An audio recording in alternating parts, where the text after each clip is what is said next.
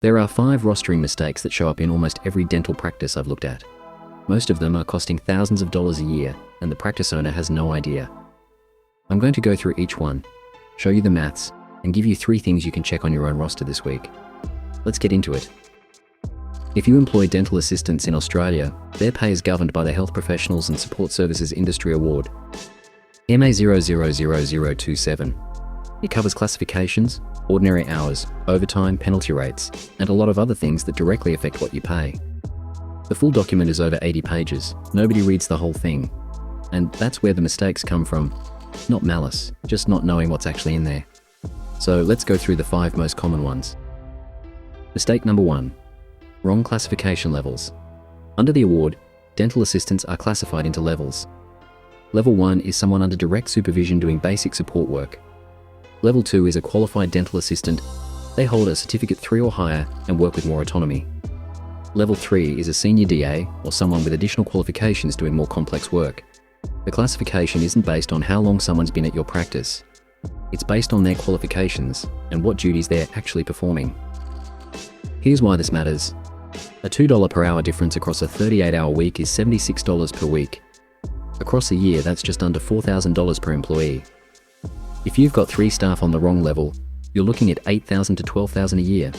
And if you're underpaying, even accidentally, Fair Work can audit you and backdate the underpayment. That's where the number blows out. You could owe years of back pay plus penalties. It's worth spending 20 minutes checking this. Mistake number 2. Roster overlaps into penalty rate windows. Under the award, ordinary hours on a Saturday attract a 25% loading up to 12 p.m. After 12 on Saturday, it goes to time and a half. Sundays are double time. Now here's how this plays out in practice. Your last patient on a Saturday is booked at 12. The appointment runs half an hour. Your DA's shift ends at 12:30. That 30 minutes is at time and a half. Let's say the DA is on $27 an hour. That 30 minutes at penalty rate costs you $20.25 instead of $13.50. An extra $6.75 per Saturday. Doesn't sound like much, but if you do that 48 Saturdays a year with 2 DAs, that's $648 a year. I'm not saying don't work Saturdays. Saturdays are busy. I'm saying be intentional about when shifts end. If you can schedule your last patient at 11:30 instead of 12 and have the DA finish at 12 sharp, you avoid the penalty rate entirely. Same number of patients, different cost.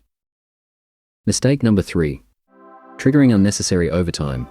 Under the award, ordinary hours for a full-time employee are 38 per week, with a maximum of 8 per day. You can extend that to 10 hours per day, but only with a written averaging agreement. Here's the mistake. If you roster someone for 8.5 hours in a day, which happens all the time, especially when you add a team meeting before clinic or cleanup after, that extra 30 minutes is overtime. Every single day you do it. Half an hour of overtime per day, 5 days a week, is 2.5 hours. At time and a half on a $27 base rate, that's $40.50 per hour instead of $27.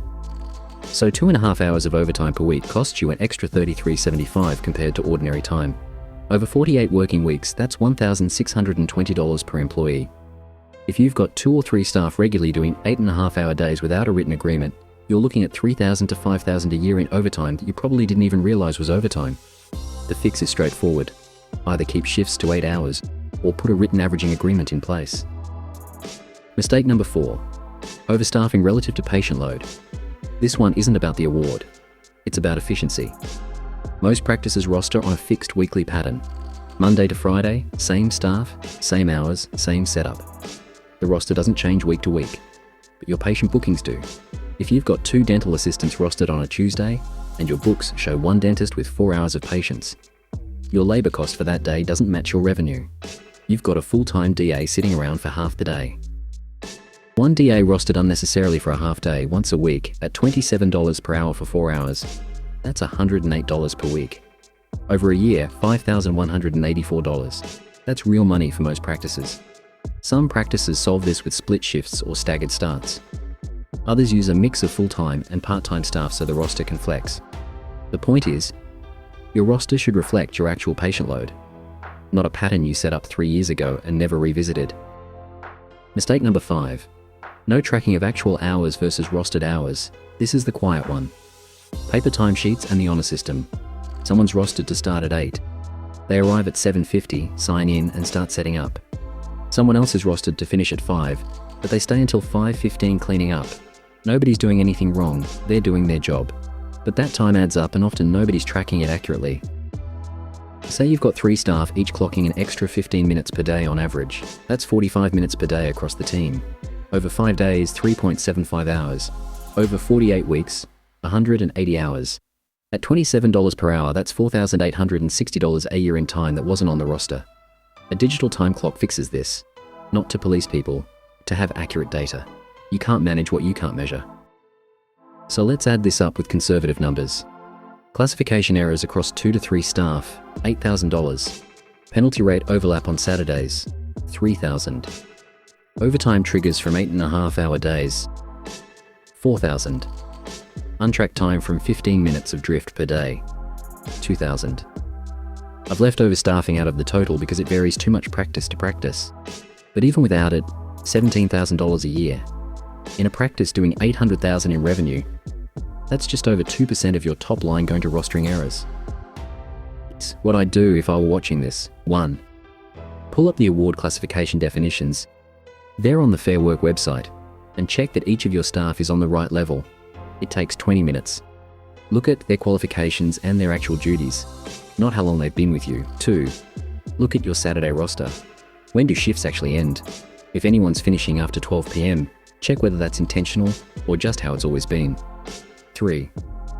Check if anyone's regularly working more than 8 hours in a day. If they are, make sure you've got a written averaging agreement in place. If you don't have one, get one sorted. Those 3 checks alone could save you thousands a year. That's it. If you found this useful, leave a comment with which mistake you found in your own practice. We built Roster Pro specifically for this. It's a rostering tool that knows the dental award and flags these issues automatically. Free for up to 5 staff at roster.ai, adaptive.com.au, links in the description. Thanks for watching.